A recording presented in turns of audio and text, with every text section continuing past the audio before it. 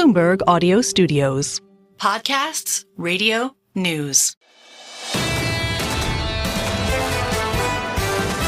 This is the Bloomberg Surveillance Podcast. I'm Jonathan Ferro, along with Lisa Abramowitz and Anne-Marie Hordern.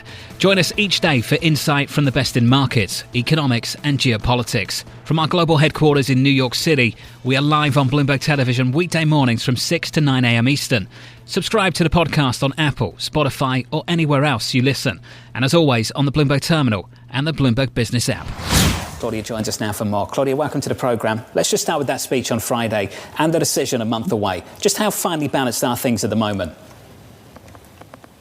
The Fed is facing a really difficult decision. It's clear from the recent data, particularly employment data, that we have a dual mandate that is in conflict. And that is the hardest situation for the Fed to navigate. It's something that they talk about in their framework. I'm sure he'll talk about that on Friday. But it's, this is tricky. And there's no... That's why they need the data. They need each individually as members to think about their outlooks, their forecast, where does this land? So that's why I think it's appropriate for Powell to outline how tricky the decision is, as opposed to trying to, it's September, it's October, not get into timing, just lay out what it is that they're trying to deliberate on. So, Claudia, let's get into that. The idea of the framework. There's on one hand the 2% inflation target, which they already have talked about average targeting, and they're going to have to illuminate on that and discuss whether they want to actually increase that target slightly. And then there's a question of how they treat policy when there is a conflict between the dual mandate. So what are you expecting them to come out with, and how much could that actually shift market expectations of how much they'll cut? Right. So there's going to be a lot changing in the framework. I think if you're wanting to understand current policy, maybe you can set some of that to the side because it reflects assumptions that the pandemic overturned and they're kind of catching up in their strategies and tools. The pieces of the framework that aren't changing on Friday are some of the ones most important right now. So the 2% target, Powell has said repeatedly it was off the table for this framework review. They will affirm the 2% target. And let's all remember, we've been above 2% for more than 4 years, right? So that setting is important. And then the piece that will get a little tweak, but probably remain intact, is how they deal with when the mandate's in tension. They think about how far do we expect this to get off track? And how long is it going to take us to get back to the goal for each the employment and the inflation mandate? And I think, again, if you look at the data we have in hand and we think hard about where inflation is and where it's been the last 4 years, inflation still comes up on top as the primary concern of the Fed and thus calls for the restrictive rate cuts. But it's a very dynamic situation. New data comes in on the labor market. The risks are, things could move pretty fast. But those two pieces of the framework, I think, are really, really important for thinking about how does the Fed go forward as they're learning more about the economy. For people who are listening to this and think that it's an academic exercise and coming up with different puzzles to put things together, it's actually incredibly important to understand whether this is just an inherently dovish Fed, whether this is a Fed that wants to prolong the economic cycle for as long as possible because it takes so long to get jobs back when there is some sort of huge wave of layoffs. Do you expect them to sort of codify that type of approach, which has been the assumption right now in markets for a long time, that they are more willing to allow inflation to be higher for longer in order to avoid that type of punitive and long-lasting reaction in labor markets? So I'm somewhat concerned that the new framework is going to be read as hawkish, not, going to bat for the labor market in the same sense. I don't think that's the right interpretation. I think when the changes were made to the framework 5 years ago, we were in, the years after the global financial crisis, low inflation, low interest rates, unemployment rate was low. The Fed was trying to find tools to give some more oomph to the economy to keep us away from the zero lower bound. And so there were changes made tolerating unemployment that gets unusually low because, that could be good for the labor market going forward. And it didn't cause inflation in the past. And allowing for a period of time modestly above 2% inflation. Again, that was all about giving the economy some extra oomph. The last 5 years, the problem has not been the extra oomph in the economy. We had inflation risks that really came back. We had labor shortages for a period of time.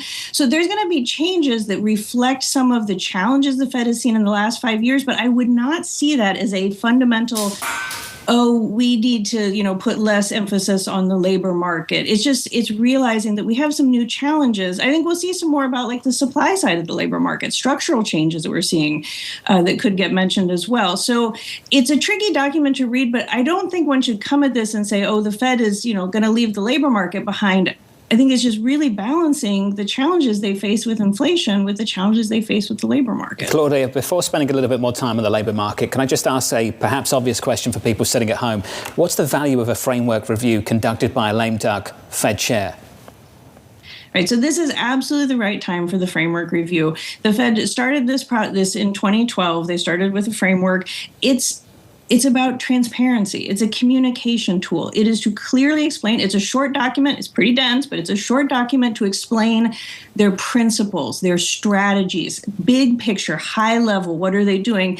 They started doing the 5-year reviews in 2020. Again, this is about transparency and accountability and having processes that they can be judged against. And it is true. This is, in all likelihood, Powell's last speech at Jackson Hole as Fed chair.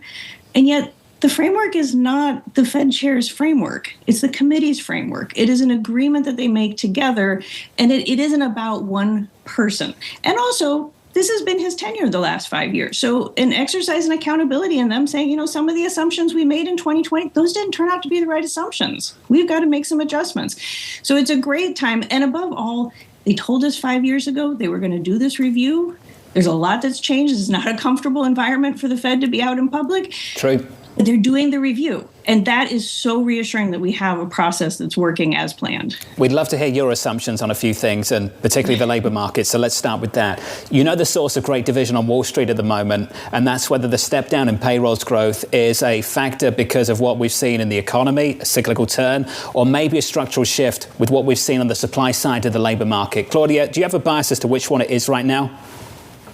It's almost certainly both. I think there's a lot of supply side in there right now. And we can see this at utilization numbers, like the unemployment rate has been basically flat, right? So we're not seeing the unemployment rate climb as of yet. And also wage growth has not really, weakened. And those would be signs that it's demand. Now, there are absolutely risks in the labor market, and they're not hypothetical anymore. We can point to data that slowing jobs growth could be a real issue. And yet there are policies, supply policies, that are at play too. And when we think about the Fed and the way the Fed thinks about the labor market, it's important to remember the Fed does not fight the trend. It can't fight the labor supply. It's trying to smooth out the sharp movements in demand that, can cause, a weakening in the labor market. So it's a tricky situation, but I think there really are signs that a good bit of this is supply, and it is almost exactly the reverse of what we were trying to sift through last year when we had the surge in immigration. Claudia, this makes it really, really difficult to communicate anything at the Federal Reserve. And given the title of this year's get-together is a labour market in transition, do you believe that the chairman has to make a call here going into September as to the dominant factor he thinks is driving markets, the labour market specifically, at the moment? I doubt that he'll give us the full picture. I mean, it's one that's still developing. Again, I think by widening and not just saying, oh, well, yes, labor market's weakening, that job growth is too low. Like, he's not going to make a definitive statement that things are really, the risks are really rising rapidly. I think it'll lay out all the different pieces that they're grappling with. And what better thing for them to spend a weekend grappling with the research and talking to scholars and people in the area than structural changes in the labor market. Right, like they need to be as on the cutting edge as they can be as they sift through the data and they decide the policy. But they're not there yet. And he's not going to front run the committee and make the decision for September. What possible good would that do? He can be transparent about the process, be honest about what they see in the data. And, we'll see where this goes in terms of a decision. I do expect him to affirm that the next move will probably be a cut. Right. We're talking about timing here. Yep. We're not, talking about, do they raise rates next? So I think, we just keep it all in context. We're not going to get the answer that maybe investors are looking for, but that's because the Fed is still deliberating. Claudia Sahm with the latest on the labour market and the Federal Reserve. Claudia, thank you. Claudia Sahm of New Century Advisors.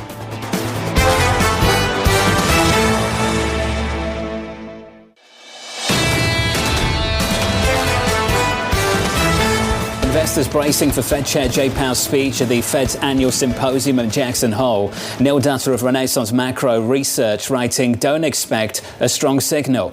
Neil joins us now for more. Neil, welcome to the program. Let's start with the labour market. Is this a labour market in transition? Well, I think so. I think if you look at things like underemployment, discouraged workers out of the workforce, college unemployment, black unemployment, I mean, these are, there's clearly some weakening in the jobs market, leaving the slowdown in payroll growth aside. And to me, what's important about it is that it really undercuts this argument that a lot of hawks are making that the slowing in the jobs market is largely a supply-driven phenomenon. I mean, did we have a bunch of college graduates swarming across the border over the last 3 years? So I do think that, demand is the principal reason why labor market conditions have slowed. And, that's something the Fed ultimately will need to respond to. Is it problematic for you that stocks are at all-time highs and that corporate bond spreads are at the lowest level since 1998 at a time where you and others are making the argument that the economy is weakening to a significant degree?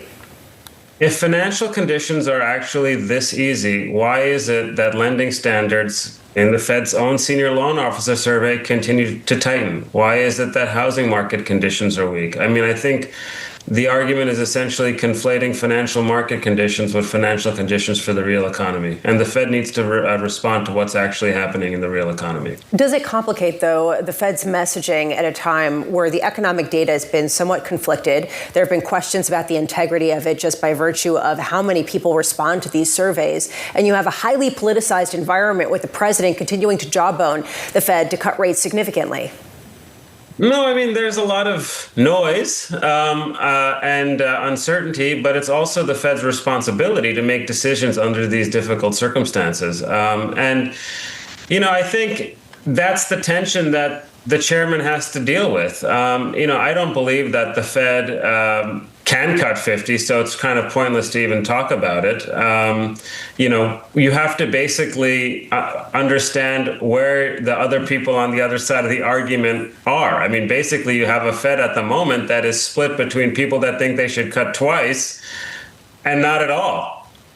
So it's really hard to just move the Overton window and be like, yeah, let's go 50. I don't think that's going to really persuade people. So you have to kind of, pick the battles wisely. And that's why I think going 25 makes sense as an insurance policy, essentially. I mean, if the labor markets deteriorate further, then the Fed can get more aggressive. But if you're calling for 50 right now, I mean, I think what you're basically saying, that's really a call option on another really bad jobs number. So, you kind of have to see it before you can kind of commit to it. Neil, that's what the Treasury Secretary is calling for. Does he think the economy is worse than you think it is?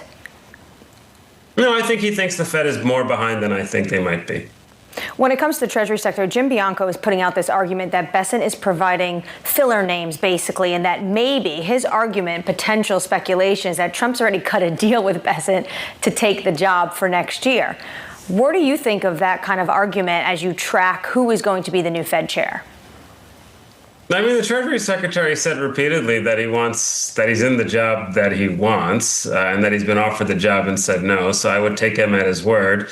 In terms, what we are seeing is a flood the zone strategy. I mean, the president said very clearly that there's like 3 or 4 people that he's actively considering. And, I do think perhaps a lot of these other names are just kind of flooding the zone to advocate for 50. Folks like Lori Logan, you had up on your screen, she's a voter next year. Maybe if she thinks she might have a chance at the job, maybe she'll start advocating for 50. I mean, I don't know. I think, most of these people that are up there, they're not going to fall for it, and I don't think the market is either. But I do think it's an interesting strategy of getting additional people to kind of come out and support a more aggressive rate cutting path up front. Neil, just before you go, got about a minute left. Just time for, I think, an important question. You've called this economy really quite well. You've talked about a slowdown that actually started at the end of last year and continued into this year with regards to the labour market. The chairman has anchored his view around the headline unemployment rate. You've raised questions about that. How are you anchoring your view? What are you focused on?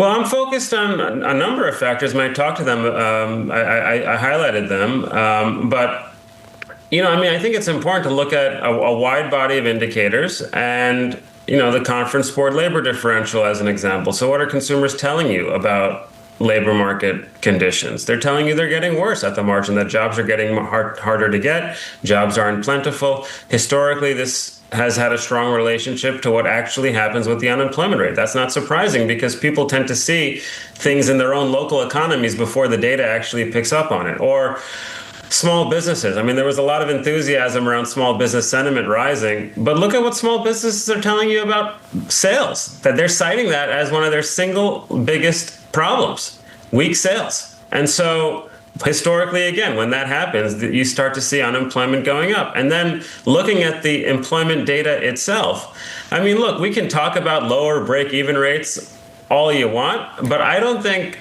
a lot of people had like sub 50 on jobs on their bingo card in the second quarter. Okay. And that's kind of where we are right now. And you have to ask yourself, where are we going?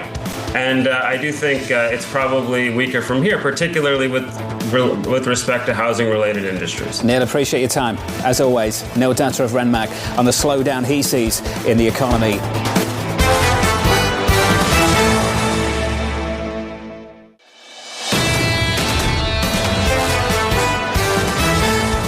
Gennadiy Goldberg of TD Securities saying, assuming the next round of inflation and payroll data largely behaves, we believe the path for a September rate cut by the Fed has been cleared. Gennadiy joins us now for more. Good morning, sir. Thanks for having me. Welcome to the program. How high is the bar to derail that rate cut expectation for September? I mean, all he has to do is really not say a ton. I think if he just kind of clears the way and says, look, we're definitely looking at the data, but if all goes well, the market pricing is the market pricing. I think that blessing alone would be fine. I think the big risk for market is if he sounds very non-committal. That's when the October and the December pricing, there's about 35 basis points split between those two. That's when that starts to move around if he sounds like a non-committal chairman. What's the incentive to sound committed to anything on Friday? It's high. I think that's I'd say the bar is pretty high at this point. The data's been all over the place. You've seen the big revision to payrolls. I think they've seen enough to start to move. I think that's the key here. We're looking for a cut in September, October, December. I think they've seen enough to start moving, but you're right. In order to commit to October, December, they need to really know that things are slowing down. I don't think that's the case. So I don't think these calls for 50 basis point rate cuts in September are justified, at least not yet. But they're going to keep the door open to everything. I think the bigger problem is if he comes in and pushes back on this market pricing and he says, why do we need to cut it all? That's really when markets will start to get upset because right now markets are trading as though that cut is secured. Do you think that it's awkward that they're talking about cutting rates in 25 basis point sequential moves for the rest of this year at a time when investment grade credit spreads are the tightest since 1998? I think that the issue is things are okay on the surface level. If you dig down into certain parts of the economy, if you look at housing, for example, if you look at certain portions of the U.S. consumer, there are some stresses. But overall, if you do kind of a top-down analysis, there's really two problems. One is that inflation is a little bit uncomfortably high, and we don't quite know the pass-through yet. We know it's kind of getting through there, but it's not as terrible as predicted. And the other one is that, yes, consumers are moderating their purchasing. So do they need a little bit of help? Does housing need a little bit of help? I think 25 basis point increments make sense. You kind of start the process. And, to John's point, you don't commit to anything. You just make sure that you kind of react to the data as it comes in. I keep thinking about a conversation that we were having last week about can you have your cake and eat it too? Can you essentially have a really good economy and a labor market that continues to be robust at a time where inflation continues to go down, even though right now you still have it at a relatively sticky pace? Can you, or is that a fantasy? I think it's, that would be a fantastic end to Chair Powell's career where, you've got inflation basically back at 2%, the labor market at full employment, and you could just sail out into the sunset. That would be fantastic. Reality is often different, but yeah. Of course, reality is often a little bit different. I think if they can make sure to keep inflation under control, I think that's really what's keeping them from cutting rates here. And if you look at the labor market's starting to soften up a little bit. You are starting to see a little bit of a drift higher in the unemployment rate. We expect more of that in the second half of the year, a little bit less in consumption, a little bit less in hiring. It's not a very dynamic labor market. It's low hire, low fire, right? The problem with that is when you fly that close to the ground, it doesn't take much to upset the apple cart. When you said data's all over the place, do you trust the data? I trust the data in as much as I've always trusted it, right? And there's a hierarchy of data, right? First and foremost, you get the anecdotal data. You dismiss, I would say, 95% of that or more because that doesn't tend to drive things. Then you get survey data, then hard data, and then really you get, I would say kind of stretches of data, and you look at averages. So you look at the 3-month to 6-month moving average of something like a payroll report. Those recent revisions really pushed those averages a lot lower. That's what the Fed's looking at for direction. It's not necessarily the next ISM print. It's really the trend in, the labor market, the trend in inflation. And from what they're seeing right now, I think there's enough to start the process of cuts, but not necessarily enough to commit to, 150 basis points of rate cuts, let's say. But going forward, with a highly polarizing, what some would say bias economist leading the BLS, would you continue to trust the data, or is the gold standard out the window? I think we'll have to see if, exactly who gets confirmed, first of all. I think there's a confirmation process where I do suspect there's going to be some pushback, especially if the views are seen as overly biased. The BLS also has several thousand people employed. There are rule books and manuals. If we start to see that being broken down, then of course I think the data will be suspect. But there are private sector surveys. ADP then suddenly becomes much more important for the labor market.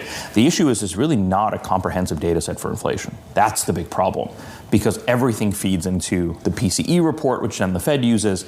So it's not just, it's not that simple, I would say. Let's talk about the top of the Federal Reserve. We spoke to a Fed chair candidate, Mark Summerlin. You heard a piece of that sound, that interview coming into this conversation. Lisa asked him a fantastic question about what he would do if long end rates started to rise as they were cutting interest rates. And he was very blunt. He just said, you stop.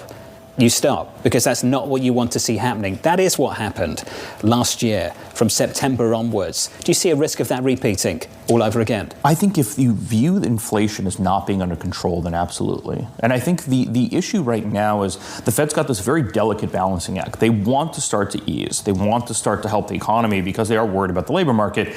But if that inflationary pressure continues to build, I think the problem becomes they may actually have to stop. Or, I've heard floated, yield curve control as a possible alternative. I don't think we're there yet. I think the Treasury is already starting to worry about it by shifting some of the issuance to the front end and buying back more longer dated debt, right? So the worries are already there. It's just a function of, does the Fed keep moving if that continues to happen? We expect the curve to keep steepening, by the way. Just quickly, what's your highest conviction trade given all of this? That seems very, very certain here. I think it makes sense to start legging into duration. We are, whether it's September or October, we are seeing the Fed looking to restart the cutting cycle. All kind of signs point in that direction. I think the 7 to 10 year parts of the curve look especially attractive. The 5-year and under is where everyone's kind of hiding out and parked. So if you can extend out to 7s and 10s as rates start to drift lower, I think that makes a lot of sense here. Gennadiy, appreciate your time. Thank you, sir. Gennadiy Goldberg there of TD Securities.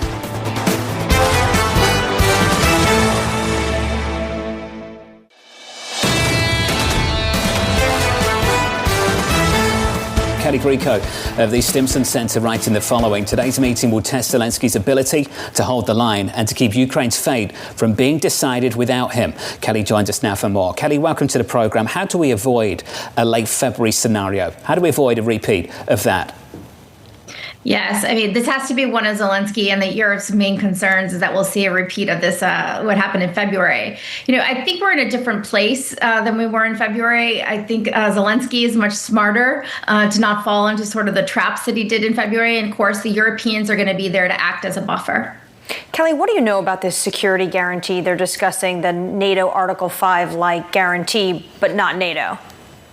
Yeah, so, this is very vague. That's one of the things I would say about this summit. It was ended in sort of a cloud of uncertainty. And I see two possibilities for these Article 5 guarantees. One is that Putin has actually accepted that Europe and the United States can provide some kind of Article 5 guarantee that if Russia were to attack again, that they would be obliged to respond, including militarily, to an invasion.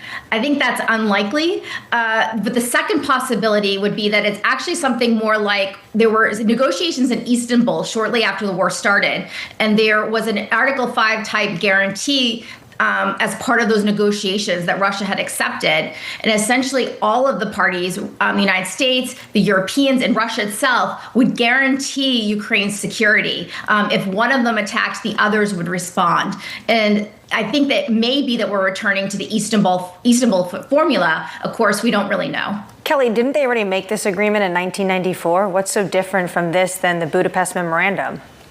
Yes, so it is different from 1994 when that was a security assurance. The states assured Ukraine, the parties to it, including Russia, that they would not attack. Of course, Russia has not abided by those terms, but there was no obligation in any of the language to say that if Ukraine was in fact attacked, others needed to provide assistance to support their defense. And a security guarantee does that. It actually says that there will be assistance provided in the event of an attack. The perception after the meeting in Alaska between Vladimir Putin and President Trump was that this was a PR victory for Vladimir Putin. Do you think that there is anything that could happen today in this meeting with European leaders and Volodymyr Zelensky that could reverse that could change that perception and put a new spin on exactly how this carries out over the remaining weeks and months ahead? Yes, I mean, it's certainly true that for Putin, this was a PR victory, before the talks even started, just being able to arrive on U.S. soil, no longer being, this isolated pariah, but sort of returning to being a statesman. I will say, though, today, I think the stakes for Zelensky and Europe are much higher than even, propaganda victories and PR victories. If I'm Zelensky, I'm arriving in D.C. not for this photo op, but because I want to be able to shape the actual peace process. I think we're now in the stage where this is really shuttle diplomacy. And so it's really up to Zelensky to really walk that needle of being able to assert and protect Ukrainian interests, but also making sure that he is able to keep Trump aligned with him to be able to represent Ukrainian interests with Russia. How much of a sense do you have about Europeans' willingness to really commit, whether it's money, whether it's troops, whether it's their own guarantees behind any kind of peace agreement between Ukraine and Russia? Because that's been something that's been sort of contentious and contended between the U.S. and Europe. Yes, I'm so glad you brought that up, because I think this is something that is often overlooked, which is that, Europe talks a lot about wanting to provide some kind of security guarantee, but they're sparse on the details of what they're actually willing to provide in very concrete terms and how they're going to make that credible. And they face two challenges in this regard. One is that the decades of low defense spending mean that their military capabilities are more limited, particularly to be able to provide for their own security as well as potentially for Ukraine's. And then the second is that this war's gone on for 3.5 years, and the Europeans have not been willing to intervene directly because they don't believe that they have sufficient interest to justify that level of commitment. So how do you make a commitment to potentially enter a new war should Russia attack credible when you've already demonstrated that you weren't willing to fight a war over Ukraine? Those are both really big challenges for Europe. Kelly, Steve Witkoff said that important discussion will need to be had regarding Donetsk. What can Zelensky accept today? Yes. So this is the area where it's going to be the hardest for Ukraine. I think these Article 5 guarantees are meant to be a sweetener. And the reality is that there's going to have to be some level of territorial concessions if we're going to get to a peace deal. And it's clear that Putin is focused on Donetsk in particular, to try to capture the rest of Donbass. Luhansk and Donetsk make up Donbass. He has Luhansk under Russian control at the moment, or occupation. And he has about 87% of Donbass is under Russian occupation, and he wants the rest of it. And so I think, part of for Zelensky is he has to decide, is it better to do this at a negotiating table or to continue to fight? And it looks like if they continue to fight, the Russians will slowly and painfully be able to capture the rest of Donetsk. And so is it better to have options at the negotiating table so you can get some other kinds of concessions, whether it's other Ukrainian territory or also these kinds of security guarantees? Kelly, just quickly, it might sound like a silly question, but why are we okay with Article 5 style guarantees but not NATO membership? Yes, I mean, it's clear that NATO membership is a red line for the Russians. They do not want NATO membership, but this is also why I'm skeptical that the Russians are going to be acceptable with some idea of American or European forces, even in limited numbers, on Ukrainian soil to try to make that kind of Article 5 guarantee credible. Kelly, appreciate your reaction to things. Thank you. Kelly Grieco of the Stimson Center. This is the Bloomberg Surveillance Podcast, bringing you the best in markets, economics and geopolitics. You can watch the show live on Bloomberg TV weekday mornings from 6 a.m. to 9 a.m. Eastern. Subscribe to the podcast on Apple, Spotify or anywhere else you listen. And as always, on the Bloomberg Terminal and the Bloomberg Business app.